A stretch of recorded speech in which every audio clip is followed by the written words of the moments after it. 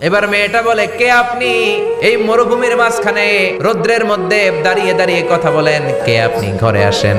সৈয়দনা ইব্রাহিম বলে, না, আমার পরিচয় দিব না, ঘরেও আসবো না। মেয়েটা বলে, আপনি যদি ঘরে না আসেন আমি কিন্তু রাগ করব। সুবহানাল্লাহ কোন।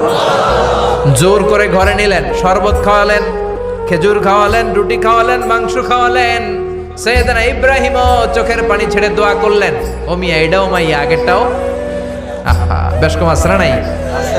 সৈয়দনা ইব্রাহিম মাথায় হাত বুলিয়ে দিয়ে দোয়া করলেন আর বললেন, তোমার স্বামী যখন বন থেকে ফিরে আসবে ফাকরাই আলাইহিস সালাম, তোমার স্বামীর একটা সালাম দিবা, আর বলবা ঘরের দরজার নতুন চৌকাঠ যেন জীবনেও না পাল্টায়। সৈয়দনা ইব্রাহিম ওনার ছেলে ইসমাইলরে দেখতে গেলেন। অনেক দিন পরে দেখতে গেলেন। ওই দিন বাড়িতে সৈয়দনা ইসমাইল বাড়িতে নাই, বনে গিয়েছে শিকার করার জন্য। বাড়িতে সৈয়দনা ইসমাইলের বিবি সৈয়দনা ইব্রাহিম ঘরের দরজার বাইরে থেকে সালাম দিয়ে বললেন, আসসালামু আলাইকুম। ভেতর থেকে কর্কশ গলায় একটা মেয়ে সালামের উত্তর দিয়ে বলল, ওয়া আলাইকাস সালাম। গলার মধ্যে কোনো মায়া নাই, মহব্বত নাই। জিজ্ঞেস করলো সৈয়দনা ইব্রাহিম, মা কেমন আছো? কাইফা হালুকি ইয়া উম্মি। মেয়েটা কয়, বেশি সুবিধার না। তোমাদের খাওয়া দাওয়া কেমন চলে? ভালো না। তোমার জামাই কই? বনে গেছে। এবার মেয়েটা বলতেছে, আমনে কেডা? সৈয়দনা ইব্রাহিম বলে, আমি কে চিনবা না? ইদা জাআ যাওজুকা মিনাল গাবা, স্বামী যখন বন থেকে ফিরবে ফাকরাই আলাইহিস সালাম, তোমার স্বামীর একটা সালাম দিবা।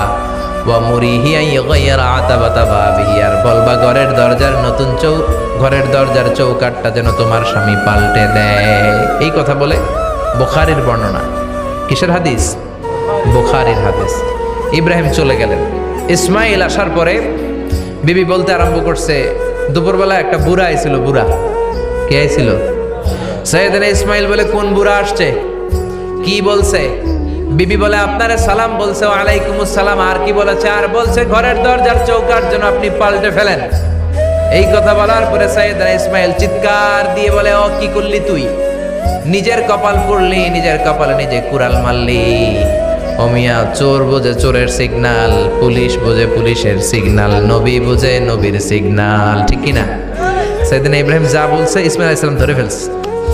ডেকে বললে, এটা বুড়া না, এটা তোর শ্বশুর, এইটা আমার বাবা ইব্রাহিম খলিল। আমার বাবা যা বলেছে, সিগন্যালটা তো গ্রিন সিগন্যাল না, এটা তো রেড সিগন্যাল, এটা তো বিপদ সংকেত। আমার বাবা যা বলেছে এর মানে হলো তোরে যেন আমি তালাক দেই। Get out, get out, I divorced you. তোরে তালাক দিয়ে দিলাম। বাবার খুশির জন্য তালাক দিয়ে দিস।